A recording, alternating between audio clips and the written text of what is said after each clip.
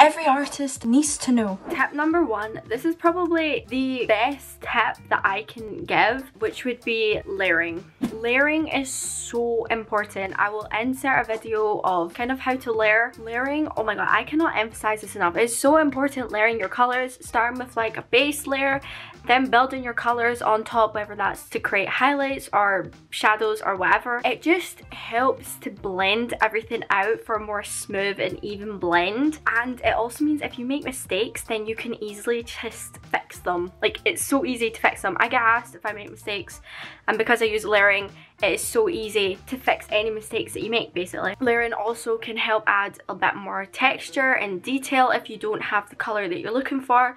You can layer, build up the colors to get what you're looking for. There's so many benefits to using layering. Like, I literally cannot emphasize this enough, how important it is to use layering. My next tip, which is also in my eyes quite an important tip, especially when it comes to realism, hyperrealism, kind of applies for like any art thing, but mainly kind of like if you're doing like portraits, it's a bit easier for this, knowing where your source of light is coming from.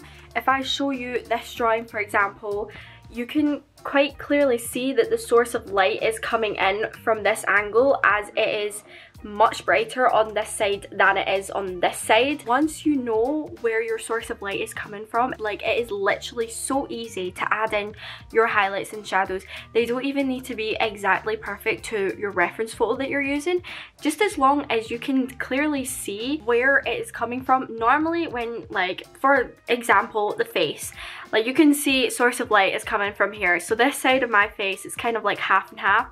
This side is a lot lighter than this side. So it means you're going to have a lot of darker contrasting shadows compared to this side where it's going to be a lot lighter tones. You can, you know, create your own composition with like still life objects. You can create your own sources of light coming in. You can see from reference photos.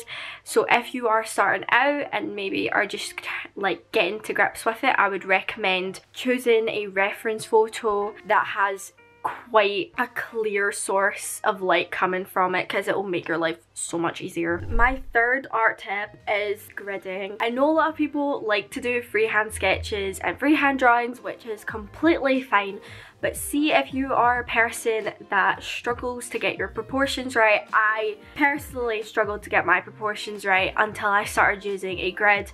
This helps me and has helped my art so much. It has helped improve it.